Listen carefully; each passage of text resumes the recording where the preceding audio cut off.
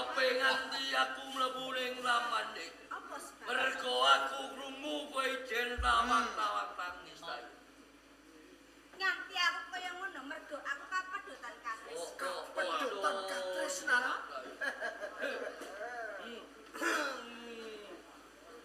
Ana Kapedotan katresnan kok bingung, Dek. Lah kira ana tambale. Panjenengan milih kaya ngono. Sing dikarepe piye? Aku sing bakal nambani. Cetane kowe sak katrine nelake rasa tresna karo aku. ora kleru ayo. Tampa ora, Dek. Ngerti yo. Kowe mlebu ning taman sarike tak anggap lho. Saya kurang ajar. Wani nembung tresna karo aku. Anjur meduro kok diweden-wedeni. Yen to nganti kahane iki dimangerteni Kanjeng Adipati Wasis. Cilik nampa pidana gedhe dipateni kabeh. Gelem apa ora, Dek? Aku rasa Gelem apa ora?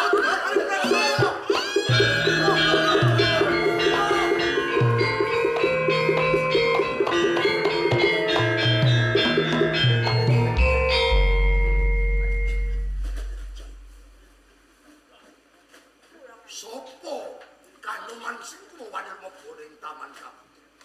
Kudu santran dalam kehidupan. Kudu Anak santran. kapulanipun pangan patih penjaringan. Kudu santeran kudu panoleh. Anak kepulane kakang ngerti ono patih penjaring. Ngaten iki. Tumindak apa dhewek ning taman kaputreng? Gonjak kalian kula kan. Wani gonjak marang sliramu. Yen pancen kaya ngono, coba aturana kakang ngerti ono patih penjaringan supaya ngadep ono masalah.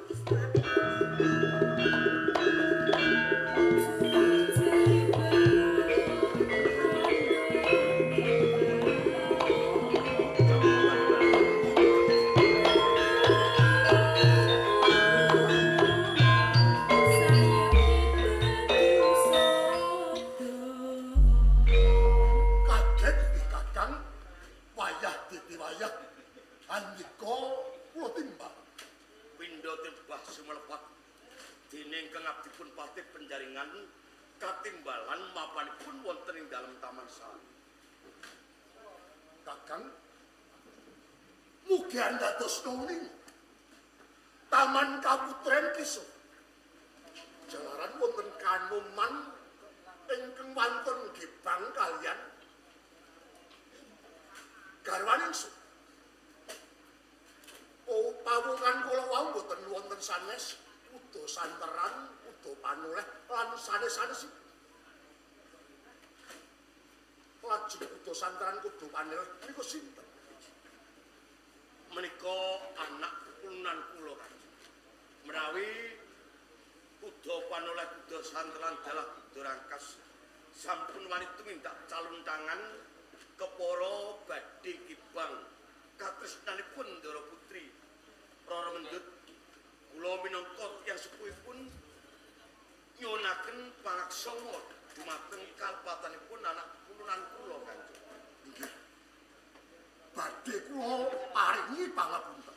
Namung kula kepengin nantu kalian panjenengan. Panjenengan awrat palenggahan menapa awrat kalian anak keturunan panjenengan. Liripun kados pundi Kanjeng Adipati? Menawi panjenengan awrat anak keturunan panjenengan. Panjenengan kedah nilaraken dampar kepatihan. Nanging kosok wangsulipun menawi panjenengan awrat dampar kepatihan ndika rantos saking sampun.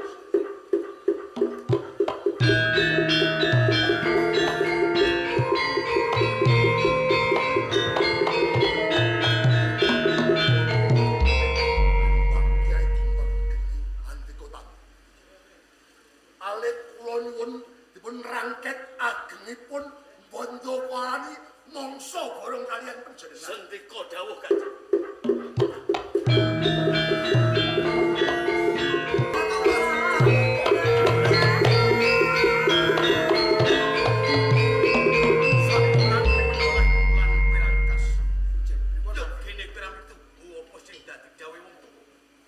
Nalika kowe temeka ning dalem patikan, aku wis nate meleng lan kowe.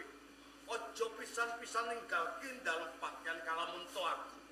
Durung munjuk atur ngersane Kanjeng Adipati Wasisja Kusuma.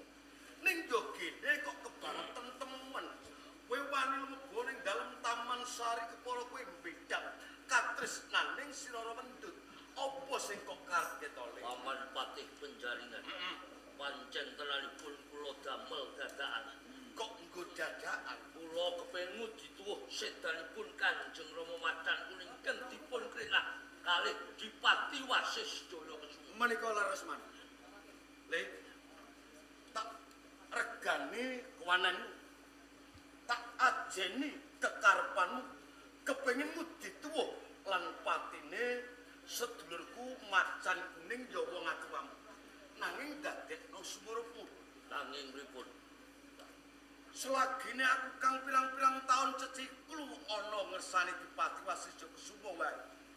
Iki durung wani abenajeng, urung wani adu arep kelawan Adipati Wasisja Kusuma. Apa meneh iki kowe ibarat iki tanduran isih ijo royo-royo kaya dene bayi kang durung ilang pupuk rempuyangmu.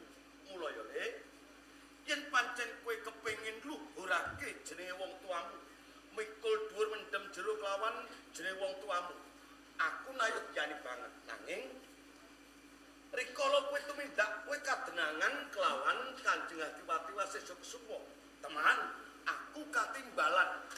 Aku pinasran tumbak guntur geni kang ing kono aku tinantu kelawan Kanjeng Adipati. Abot palungban pepatih apa abot anak ponakan. Ora ketango pilihan loro kuwi padha abote. Nanging kanggo ngawekane aja nganti aku kelangan kelawan anak keponakan. Aku etok-etok abot kalungguan mung wae iki mung kanggo duracara supaya kowe bisa slamet. Yen kowe isih gelem mituhu kelawan dawuh wong tuwa kowe bakal slamet. Sawentara bali ana sampang mengko aku tak rewa-rewa matur ana ngersani Kanjeng Adipati Pati yen to kowe wis tumekaning pati. Paman Patih Penjaringan. Piye? Kula badhe wangsul wonten ing Sampang Medulur. Waton kula sampun saged Leres, nyangking Mas. dulure Wasisja. Nika leres. Kaya ngono. Ya, yen pancen adren kekapan kowe kepengin malesake hukum patine wong tuamu. Kowe tak kandhani ora apa. Nanging kowe bisa. Nanging yen to kowe wis bisa nglangkai wangkine Patih Penjaringan. Paman Patih Penjaringan. Menapa ing mangkinipun kelampahan kula badhe cengkah dumateng panjenengan. Mergo piramituwa mesti dadi jawe wong tuwa, teman kowe arep wani. Yen kowe wani, jogeto tak kendhali kowe. Ngono cetha sampeyan wong edan pangkat panggraja. Ayo, Aja mundur. Maju maju.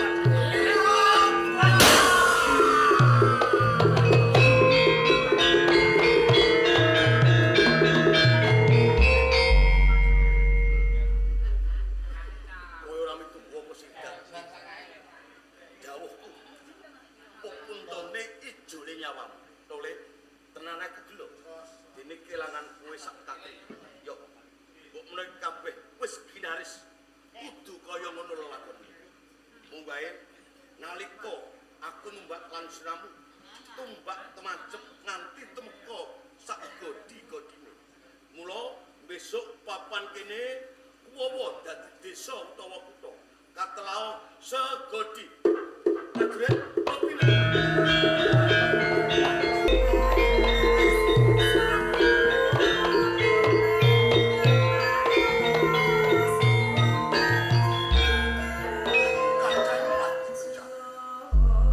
Sabda katibaran Kanjeng Adipati Wasisja Kusuma. Menggah kadiparan Purwomadya miwah Usana. Menapa sampun kelampah handika tindakaken?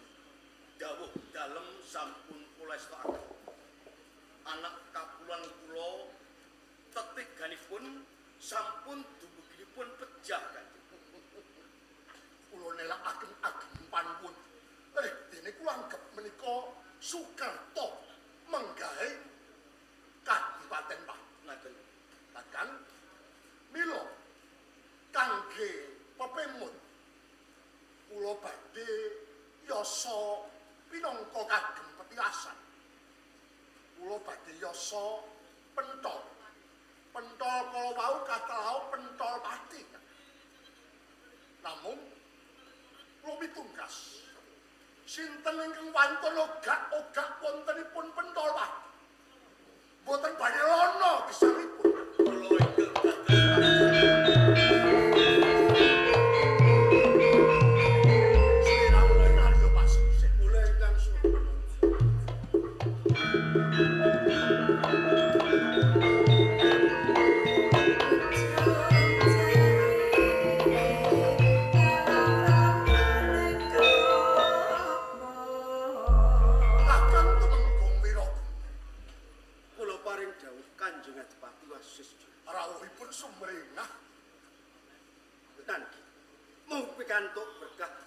Pangestunipun Kanjeng Adipati Wasi. Mungkin mawon sungkem pangabekti kula mugi kunjuk bawah ing sesami-sami Kakang Tumenggung Wirabun. Lajeng rawuh wonten ing Kadipaten Pati ngelengaken tindak langke menapa pancen wonten kawigatosan. Pangapunten sakdereng jalaran anggen kula tumapak wonten ing Kadipaten Pati. Boten paring cecolang kula. Jaran kula nampi dawuh sesembahan wonten ing Mataram. Nampi dawuh sesembahan Kanjeng Panembahan Senopati. Nanging nggih lajeng wigatosipun menapa Kakang Wirabun? wigatos ingkang dados dawuh ingkang sampun kawet. Kula kautus boyong mendut kakersaken lumebet wonten ing Mataram.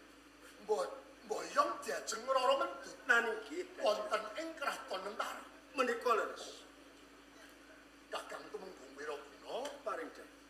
arep dene menika wonten priyantunipun kepareng kula badhe nantu Nyumangga diajeng Rara Mendut. Inci kula Kanjeng. Ora susah dadak ngambali weca. Sliramu wis midanget apa sing dingendikake lawan Kakang Tumenggung Wirabuna. Rawuh ning Kadipaten Pati mung kepengin boyong sliramu ana ing Kraton Mentara. Lah sliramu kepiye? Kula sagah Kanjeng. Sliramu sago.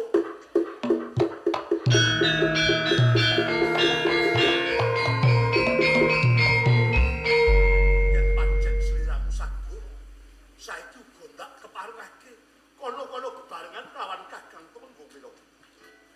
Kepareng nuwun pamit Kanjeng. monggo kula dherekaken Gusti.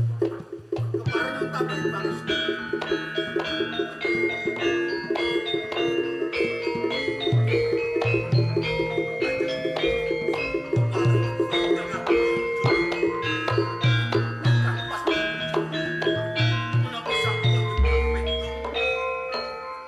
Kanjeng Adipati Wasi masrahaken Rara Mendut kaboyong mlebet wonten ing Kasultanan Mataram. Sampun Kakang, jalaran Pati kabawah perintah wonten ing Mentara. Mung merga Pati kebawah perintah Mataram, kalajeng Kanjeng Adipati Wasi Suksuma kalah ing panguwasa Rara Mendut pun pasrahaken. Leres Nuwun sewu nggih Kanjeng. Kakang Penjari. Boten teges ingkang abdi menika nglincipi barang sing papak urup-urup barang ingkang telus menika babar pisan boten. Nanging monggo kula aturimut lembaranipun sejarah ingkang sampun kawuri. Ingkang sewau Kanjeng Adipati Pati nate cariyos dumateng pun patih Penjaringan. Alam rikala Kanjeng Adipati Wasi Suksuma kapiji minangka Senopati Mataram ngluruk ngrabosa perang wonten ing Kadipaten Madiun kanthi siji janji kalamunta bisa nelukake Kadipaten Madiun mangke Kanjeng Adipati Pati Wasi Suksuma badhe pikantuk prajurit patang bergodo tumbak sak landheanipun saha Gunung Kendeng ugi badhe dipun paringaken dumateng Kanjeng Adipati Wasi Suksuma. Menapa sedaya janji kala wau sampun dudanani kalian Panembahan. Nanging dereng kok. Nggih.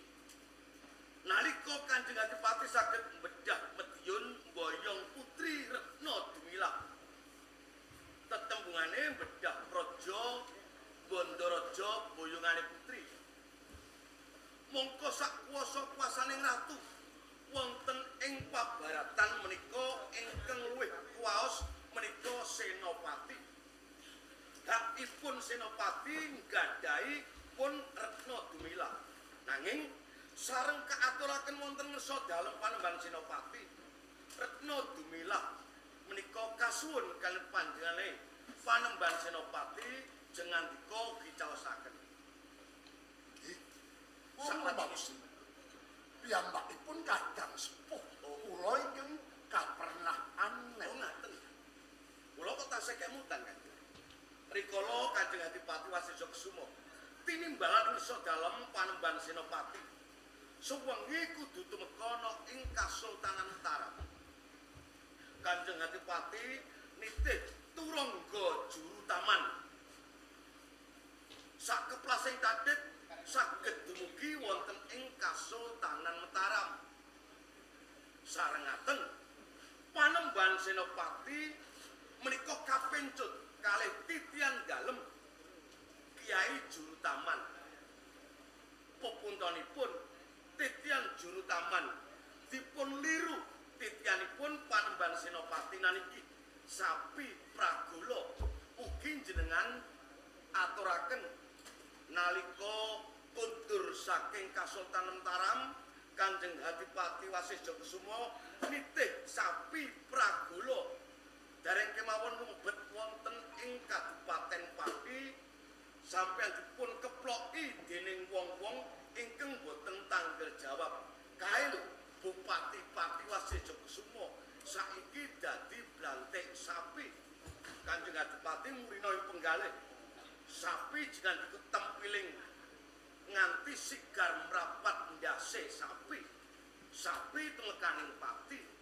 Lajeng Kanjeng Adipati Wasisya Kusuma tambah jimat gelar asma Adipati Wasisya Kusuma ya Adipati Pragolapati. Ingkang pungkasan kan Boten menapa-menapa idep-idep menika lelabuhan. oh ngeten. Tumrap pepunden sarta sesembahan kula. Ingkang pungkasan nggih Kanjeng. Rara Mendut menika sanes Putri Triman. Nanging Rara Mendut menika putri sayembaran. Sapa kang ora ngerti? Amping tumbak guntur geni. Upamiya kok boten Kanjeng Adipati Wasisya Kusuma ingkang nadhahi tumbak guntur geni. Tatamtu sampun jengkelang dadi bakal. Lho, wanita ditotoi kanthi salembaring nyawa kok gampang dicaoske kelawan Panembahan Senopati. Apa dumeh Pati kalindih panguwasa kelawan Mataram? Apa wong Pati utamanipun Kanjeng Adipati Wasisya Kusuma menika tasih keluarga wonten Kasultanan Mataram? Yen kaya ngono ngendi dodo satrene Capati? Cukup Kakang penjaringan. Muntap dadahku bersasat. Kanthi menika ndika keploki sawetawis Panembahan Senopati nggih Danang Sutowijaya badhe kula jangkar. Oh, ngaten.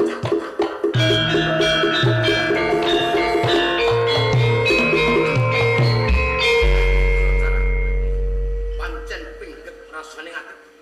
Sedulur macan kuning mati. Merga saka tumindake Wasisya Kusuma. Saiki antane Wasisya Kusuma takdu kelawan Panembahan Senopati ya Danang Sutowijaya. Anak penjawi, anak pemanang takdu. Ibarat kaya dindok tak bentekake, pecah salah siji aku seneng. Saya pecah kabeh pati dadi panguwasane Patih Penjaringan.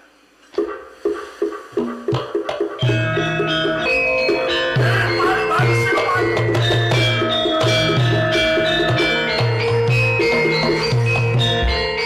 Panembahan Senopati ya Danang Sutowijaya. Aja enak kabeh anak lungguh jigrang sila tumpang. Saiki uga ayo adu arep tangkep Jojo Gantaran Bau lan Wasis Jayakusuma Dipati-pati. Yai kadangipun Kakang Adipati Wasis Jayakusuma.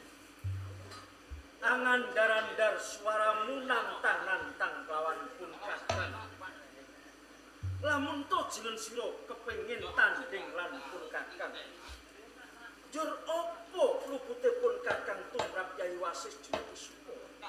Ngono kuwi sih dadak tekon kudu aku njlentrehake. Panembahan Sinuwun. Kapeksa nyangkene aku jakan karo panjenengan. Cukup. Saiki mulat sarira hangrasawani.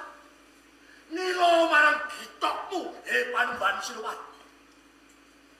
Wis ping pira nggonku labuh labet tumrap kraton Ntar. Sepisan rikala balelane Dipati Rangga Jemuna. Apa ana piranganing prajurit Senopati Mentaram sing kuwawa ngendhakake tumindak tanpa kartine Adipati Medyun Rangga Jemuna. Babar pisan ora ana. Banjur sing kadumuk Senopati Mentaram ora ana Wasis Jayakusuma Dipati-pati. Apa urutane? Kelakon bedah praja ana ing Kadipaten Medyun, bedah praja Bandaraja kukupane putri. Tumbak pedang 40. Prajurit uga semono cacahe. Arepno dumilah dadi gaduhaku nanging panjenengan suwun tak ulungke. Banjur ganjarane prajurit iki durung ana nganti sprene sepisan.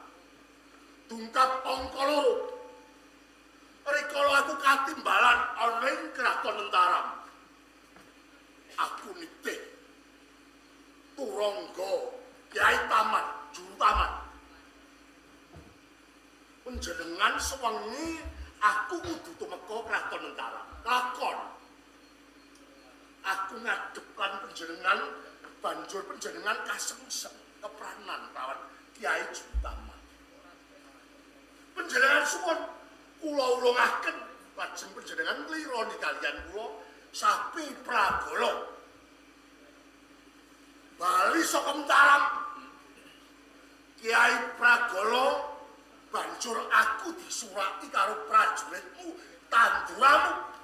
Kyai Dipati Wasis blantik sapi. Dipati Wasis ora bedane wong angon sapi. Loro ati. Sampun apa durung ya? Durung. Pungkasane panjenengan utusan karo Tumenggong Wiraguna ana ing Kadipaten Pati. Nyuwun anane Rara Mendut tak ulungke nanging adikku sing ora trima. Jalaran Rara Mendut kuwi ora putri boyongan, putri sayembaran. Sisip sembire aku ketrajang tumbak guntur geni. Cengkelang dadi batang jerbabak dadi lemah. Kang sing perkara Rara Mendut aku ora nrimakake. Wektu dina iki uga Rara Mendut tak suwun. Yai Wasis. Dadekno kawruhananira. Yen perkara Mendut aja kleru ing panumpa satemah gawe srik penggalihmu. Apa sing arep? Wiwit Mendut kae isih timur. Iki tak titipake ning desa Ragawangsan supaya digulawentah lawan Kiragawangsa. Lamun wis pono sakwiring reh kagungan ngancik tatraning kadiwasan bakal ndak suwun ndak boyong ana ing Kasultanan Mataram. Mendut kae dudu putri sayembaran Yai. Merga pinter lan Wasis. Kowe kuwi ra bedane kaya dene wong sing endolan uyuwilan sepisan maneh ana ing Kadipaten Pati. Yai Wasis Jayakusuma. Yen to jenengan sira nyuwun kelawan mendut bakal ndak totoi kanthi salebare nyawanipun kakang. Bagus, ya kuwi sing tak karepake.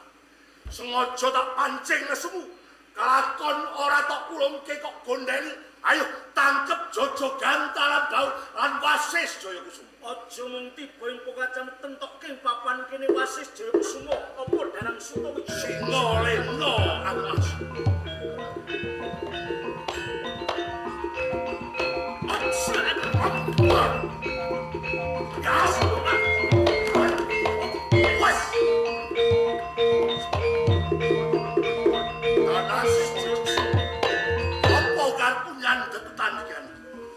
Sadikala ora aja kaya patraping bocah cilik karepmu yen to pancen Yai Wasis Jayakusuma kuwi nadai pusaka minangka bentuah ana ing Mataram ing mengkone aku trimo nyembah dramaanmu lan mendut bakal tak paringake lawan jeneng sira aja meneh kok mung piandalmu gerobaken pusaka ning kraton Mataram ora bakal mundur sajangkah ngadep Danang dadaku sembarangan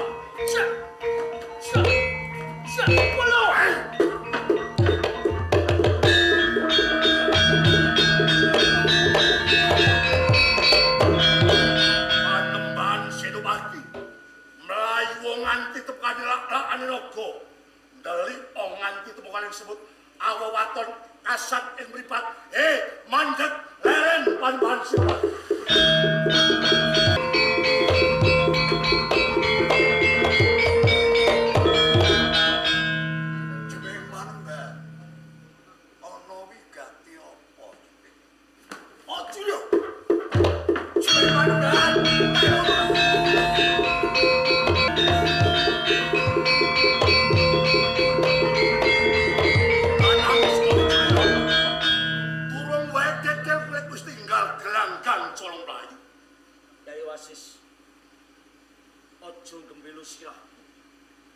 Ojo gilang-gilang kowe gemuyu.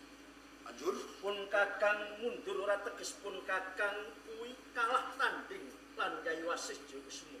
Nanging pun Kakang mundut wujud bentuah ana ing Mataram ora liya tumbak Kyai Pleret. Tumbak Kyai Pleret. Apa yen kowe wis ngacungake tumbak Kyai Pleret jur geget puluh pusak lomba ngadepi kowe? Danang Sutawijaya. Mbok menawa kanthi lantaran tumbak Kyai Pleret iki bakal mungkasi uripmu jagat srawungan. Ngono, saiki ora usah sesumbar kokean gelar. Ayo dibuktekake grobaken pusaka ning kraton Mataram.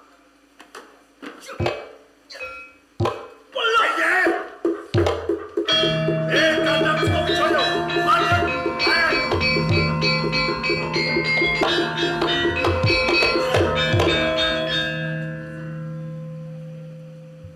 Jepeng Panembahan Senopati.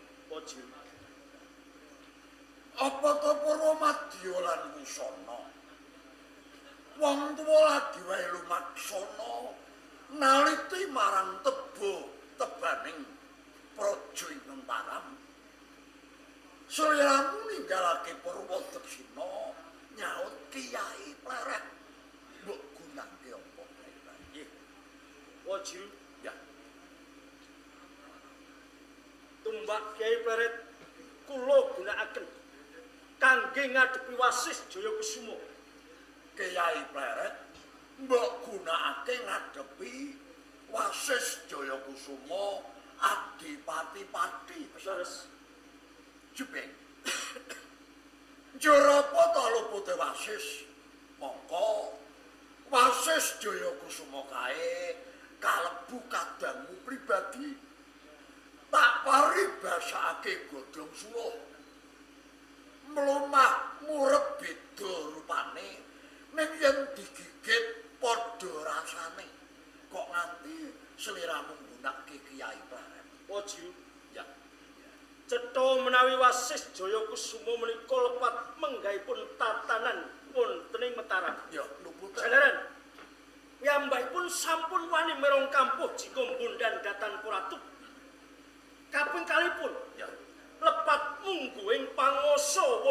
Mataram. Nalika kula ngersakaken Rara Mendut kaboyong wonten ing Kasultanan Mataram.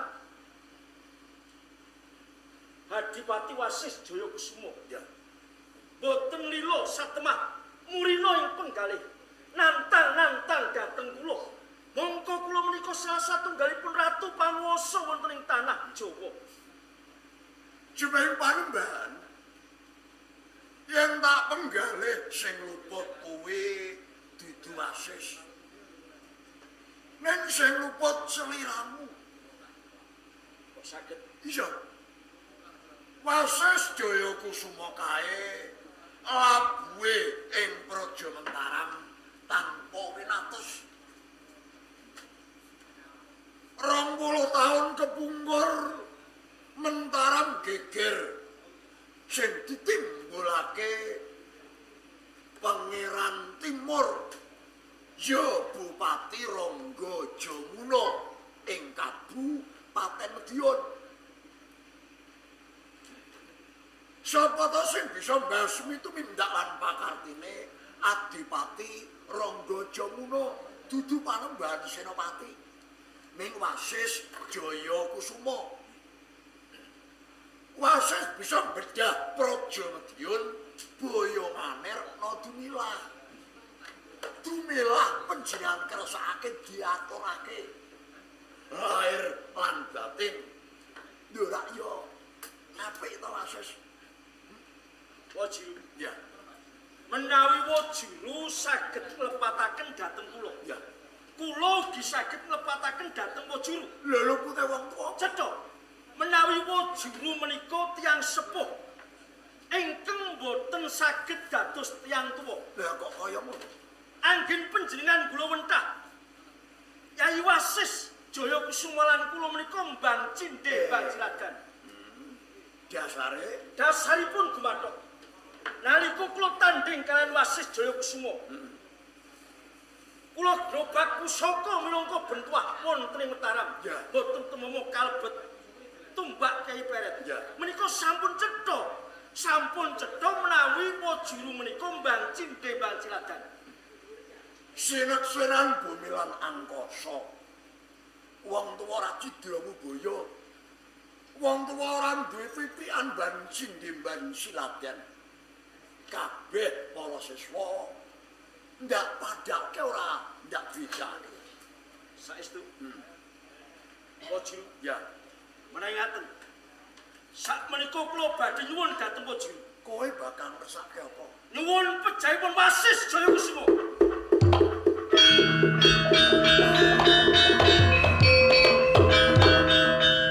Jaluk patine Wasis Jayakusuma.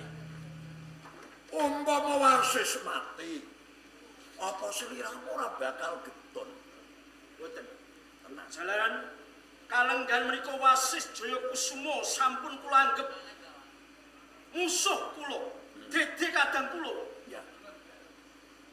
Wasis Jayakusuma dipati-pati. Kae mbok kerocok gaman sak Mataram. Ora bakal tumomo. Awit Wasis Jayakusuma kae duweni sifat piandel kang ampuh.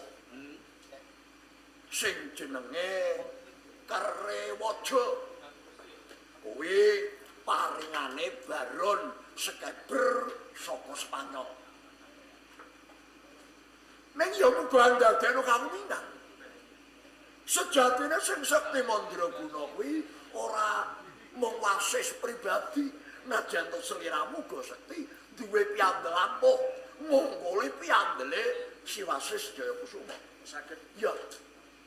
Lali kata lumpen. nalika sliramu tinimbalan marang Resu Dalem Kanjeng Ratu Retna Swida ing Kraton Kidul, sliramu nate diwejang apa? Diwejang Aji Bayu Badra. Kunci. Kemutan kula. Aji Bayu Badra kuwi yen dicake kuwi bisa gawe hawa panas. Yen Wasis kataman Aji Bayu Badra ora kuwawa, Wasis bakal lukar Karewaja. Lek wis lukar Karewaja, atos gedebok. Atos gedebok. Ngaten. Pangestunipun Waji.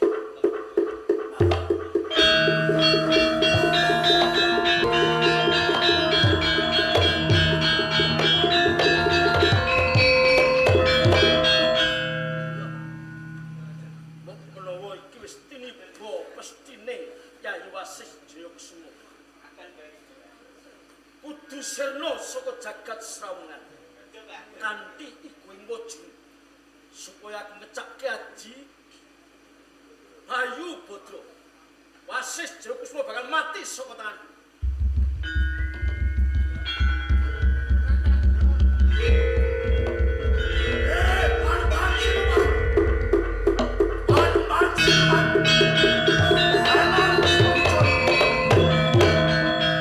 Licik kowe. Jagat nganti tepung gerang konku ngupadi lan sliram. Nanging sithik wae kowe ora bakal ngatonake.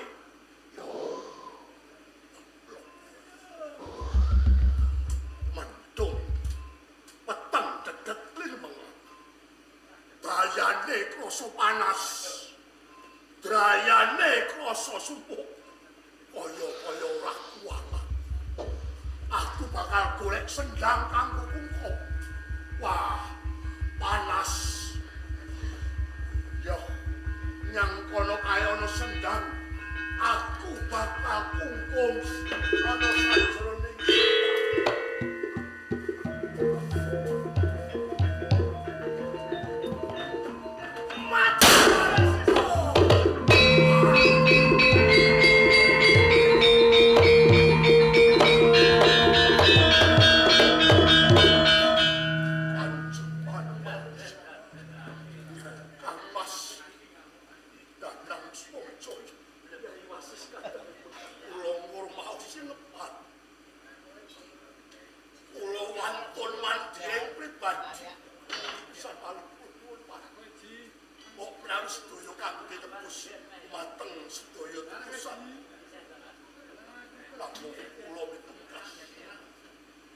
benjang prajurit Cinowati Pati umpamya tong peluru perang sampun ngantos lukar pusat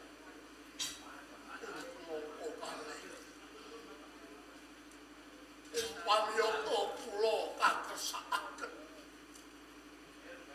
kapundhut kaliyan Gusti Ngemur Bengtuwati sampun ngantos kula kapetak wonten ing bumi Pati. Kula rumaos pirang lan isin. Mugia panjenengan ngorokti kula wonten ing bumi Budak Negara wonten ing wewengkon Gunung Pati. Yayi Wasis! Yayi Wasis! Yayi Wasis!